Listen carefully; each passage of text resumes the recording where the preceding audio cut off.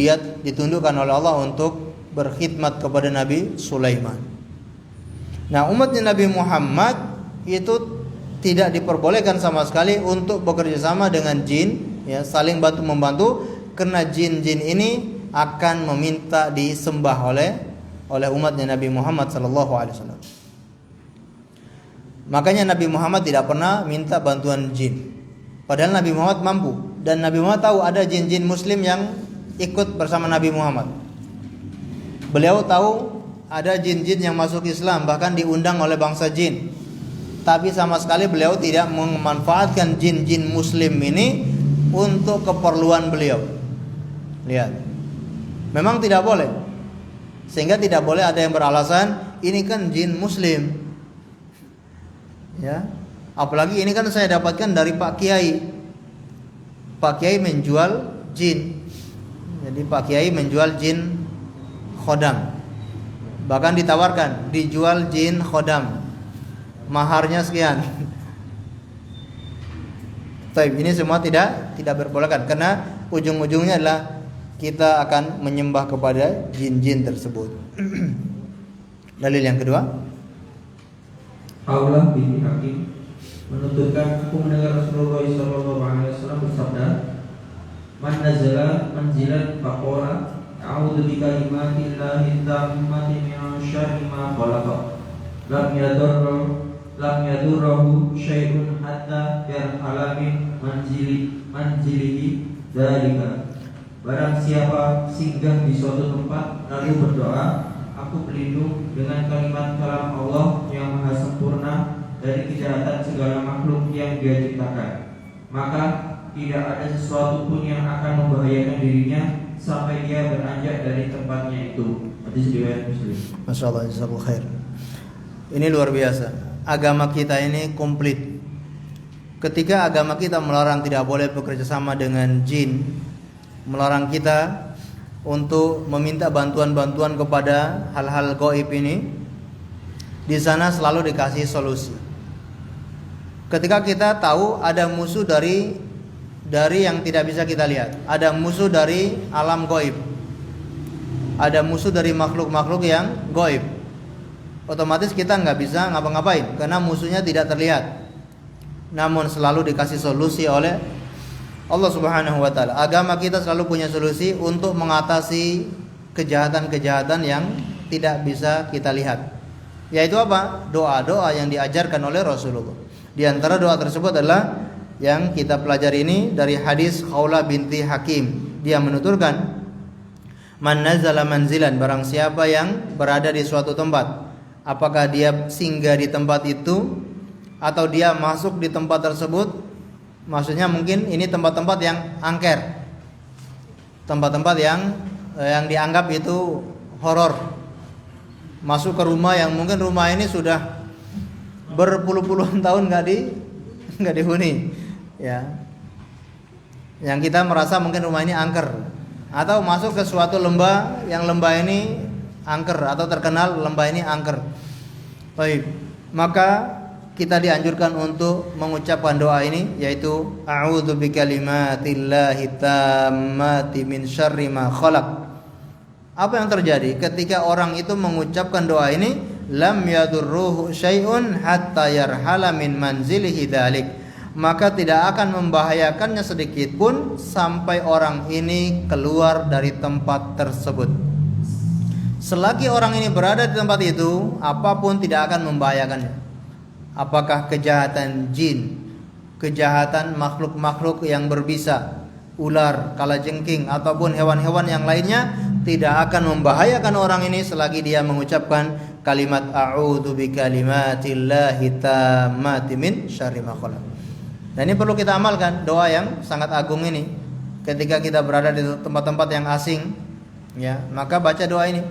Ketika pulang dari rumah melewati jalan yang sepi dan jalan itu mungkin jarang kita lewati, kita baru asing melewati jalan itu dan jalannya ini memang sangat serem, baca doa ini dalam kendaraan, kita sambil membaca doa a'udzu bikalimatillahi tammati min syarri ma khalaq, baru melewati jalan tersebut.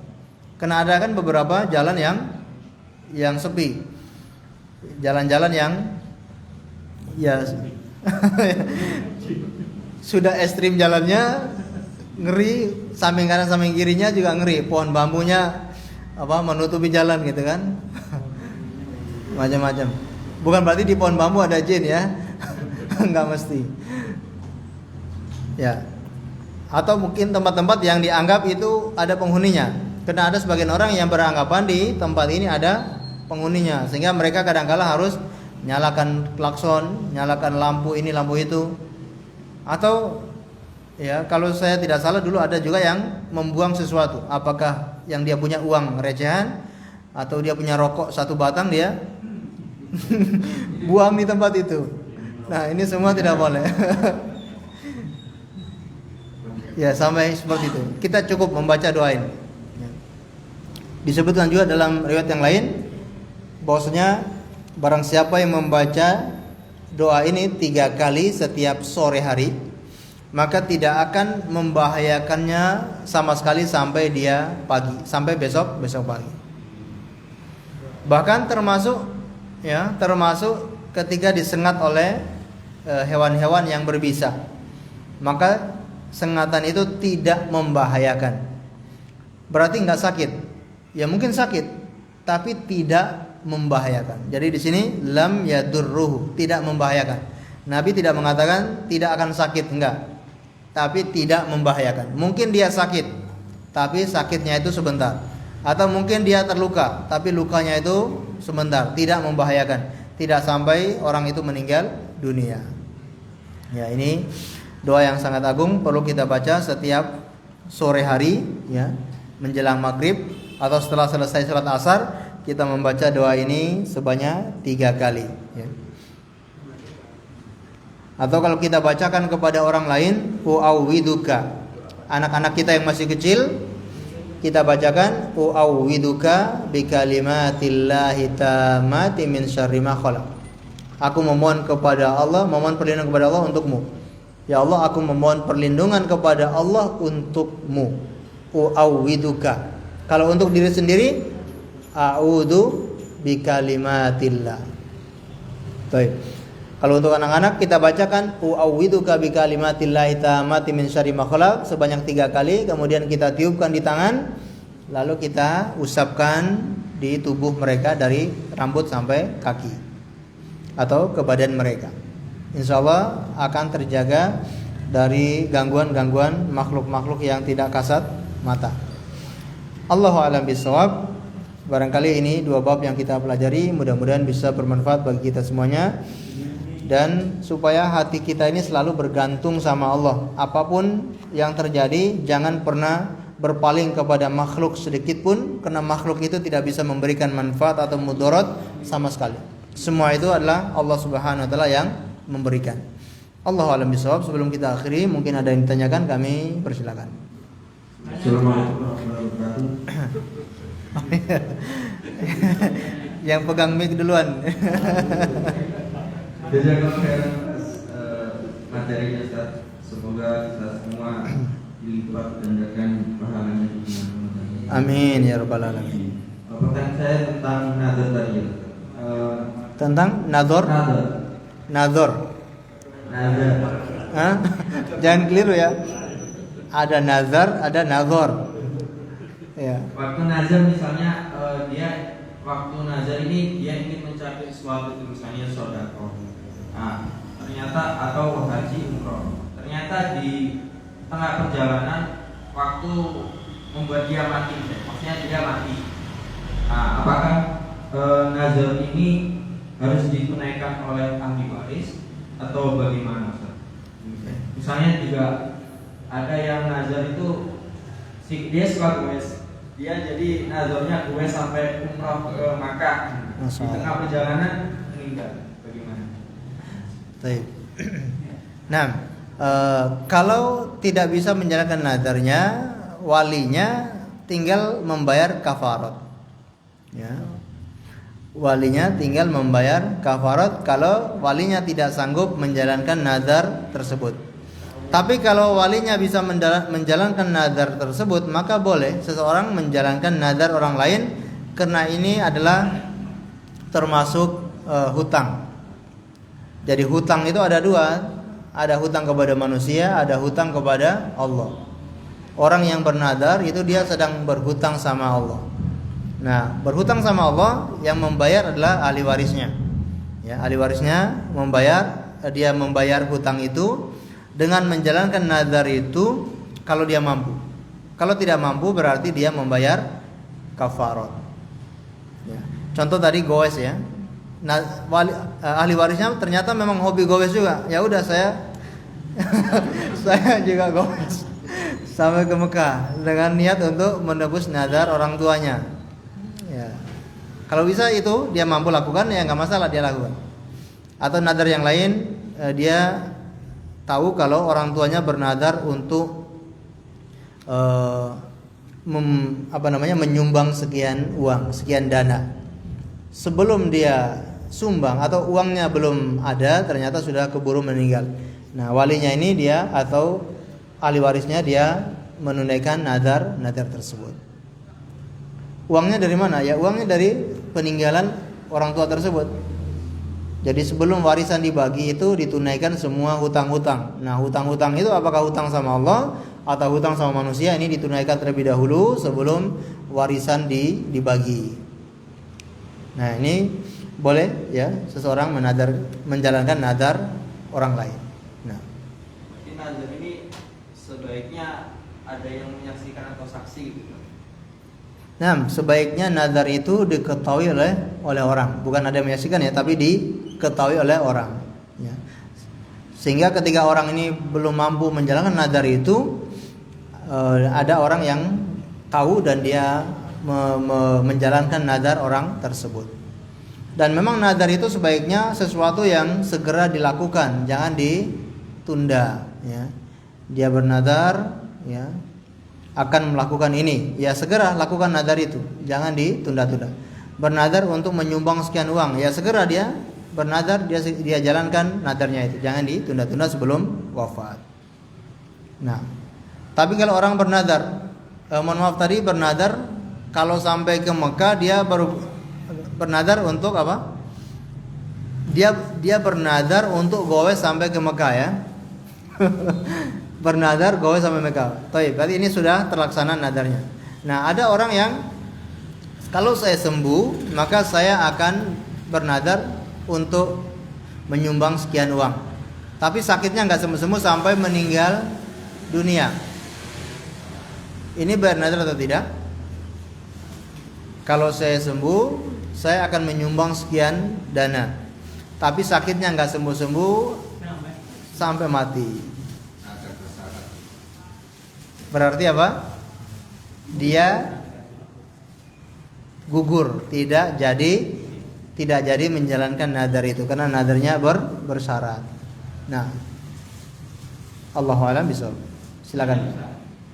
Apakah berbeda antara nazar dan keinginan? Baik. Nazar dengan keinginan. Nazar itu dia punya lafaz ya, punya lafaz tertentu. Kalau keinginan itu kadang-kala baru di dalam hati atau masih diingatan ya. Saya pengen begini ya. Tapi kalau nazar itu dia sesuatu yang dilafadzkan dan dia punya lafaz khusus. Demi Allah saya bernazar. Tapi kalau orang enggak mengatakan saya bernazar, dia hanya saya akan nyumbang ke tempat ini. Taib, ini hanya tekad ya. Belum dikatakan nazar. Kapan dikatakan nazar? Ketika dia mengatakan demi Allah saya bernazar, ada kata-kata nazar ya. Nazar atau demi Allah saya bernazar. Nah, ini jatuh nazar. Baik. Terima kasih Ustaz. Oke, sampun. Mungkin sudah dari Ibu? Sampun ya? Oh, ya, silakan.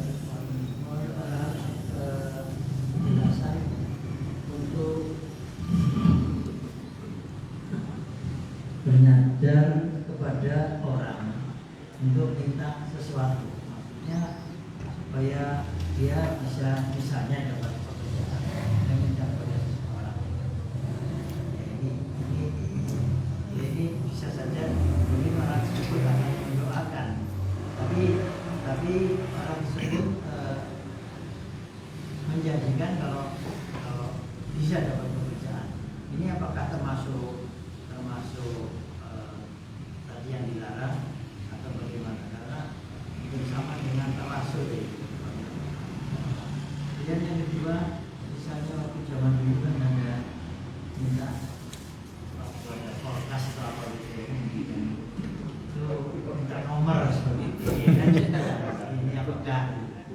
kecil dan sebagainya menganggap bahwa dia mampu. Padahal itu kan tidak bisa, manusia tidak bisa menjangkau apa yang terjadi di masa depan. Kemudian arahnya Baik. Nah, ini termasuk masuk dalam masalah yang kedua dulu ya. Minta nomor. Togel Pak ya. Bahkan ada orang yang sampai nanya ke orang gila ya. Nyari orang gila untuk nanya, ini nanti malam yang muncul nomor berapa? Ya, sama yang nanya lebih gila gitu kan. Ya ini kadang-kala akal itu sampai nggak berfungsi ya gara-gara hal-hal seperti ini. Ya ini nggak benar. Ini masuk dalam masalah bertanya ke tukang ramal ya, seperti bertanya ke tukang ramal untuk meramal nanti yang keluar nomor berapa. Ya, padahal mungkin orang ini nggak tahu itu. Jadi cuma dibohongin saja gitu ya. Dan banyak yang keliru akhirnya ya, banyak yang keliru. Ya, bertapa di kuburan hanya pingin dapat nomor itu. Ini nggak boleh. Kemudian yang pertama tadi, datang belajar kepada orang dengan niat orang ini dengan niat dia mudah dapat pekerjaan. Baik. Dia minta tolong sama orang tersebut untuk mempermudah dia mendapat pekerjaan atau bagaimana, Pak? Semacam itu ya. Baik. Kalau minta didoakan ini boleh ya, minta didoakan boleh. Tapi kita harus melihat orang ini betul-betul orang yang baik, orang yang istiqomah di atas ajaran Islam, tidak melakukan keburukan, maksudnya dosa-dosa besar. Kita melihat memang dia seorang yang soleh, menjalankan sunnah-sunnah Nabi, dia menjalankan syariat Islam, orang yang soleh. Maka boleh kita minta kepada orang ini untuk mendoakan apa yang kita inginkan. Doakan saya supaya cepat dapat pekerjaan, doakan saya supaya cepat dapat jodoh dan yang lainnya. Ini boleh, asalkan kita tahu persis orang itu memang soleh. Dengan apa? Dengan zahirnya. Tapi kalau zahirnya orang itu tidak sholat, berarti pasti ini nggak soleh. Meskipun banyak orang yang mengatakan ini wali, tapi dia nggak sholat, apalagi nggak pakai baju misalkan.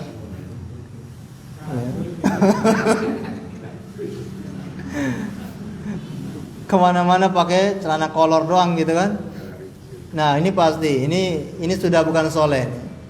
Nah kalau ada yang soleh betul-betul, kita minta didoakan. Dan tadi orang ini yakin bakal dapat pekerjaan. Nah ini nggak boleh kita ada keyakinan seperti itu ya.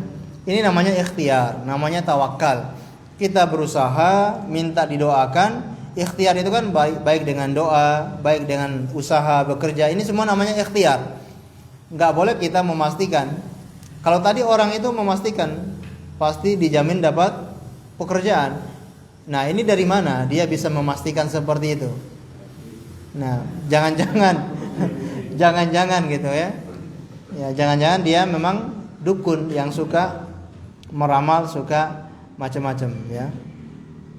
Kalau seperti itu maka tidak boleh ya seseorang itu minta tolong pada orang tersebut. Nah, Allah alam bisawab. Mungkin jauh sekian ya. Mohon dijelaskan lagi. Ngajar ini tidak sama dengan takdir. Apa ngajar? Ngajar. Oh nazar. Nah. Dengan takdir tadi. Mungkin karena kan takdir itu bisa dirubah ikhtiar sama doa. Kalau dengan ngajar tadi mengizinkan dia kan berusaha minta entah itu tadi yang dibolehkan atau tidak itu agar keinginannya tercapai. Mohon jelaskan perbedaannya untuk yang takdir dengan ikhtiar tadi. Tadi kata Rasulullah, nazar itu tidak ada kaitannya sama sekali dengan merubah takdir. Baik. Orang kadang kenapa dia bernazar, seandainya saya sembuh dari sakit ini, saya akan menyumbang sekian puluh juta. Kenapa dia bersyarat seperti itu? Karena dia berkeyakinan nazar ini ada efeknya dengan kesembuhan. Padahal kata Rasulullah tidak ada kaitan sama sekali. Mau pakai nazar atau tidak pakai nazar, itu tidak ada kaitannya dengan kesembuhan.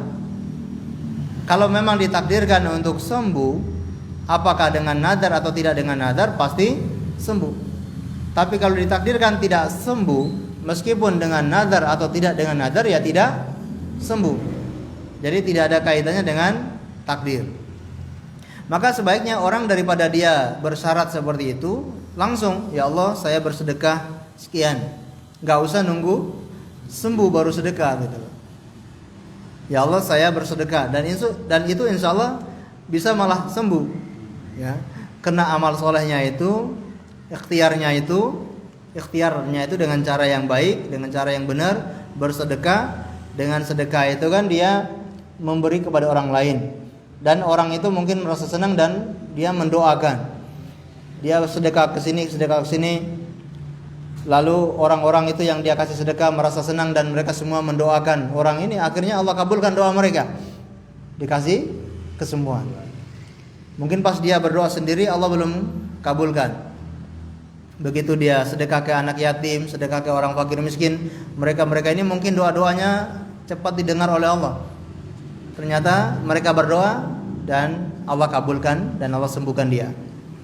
Jadi itu namanya ikhtiar, ya. Tapi kalau dia bersyarat, kalau saya sembuh baru saya bersedekah sekian-sekian, maka ini tidak hadir kecuali dari orang yang pelit. Jadi itu maksudnya apa ya? Jadi tidak ada hubungannya antara nazar dengan merubah takdir Allah. Kalau sudah ditakdirkan demikian, ya apakah nazar atau tidak, ya tetap berlaku takdir tersebut. Dan takdir itu adalah yang bisa dirubah itu tadi, yang bisa dirubah dengan ikhtiar dan doa, itu memang takdir yang bisa dirubah. Ada takdir yang bisa berubah, ada takdir yang tidak bisa berubah. Nah, Allah alam.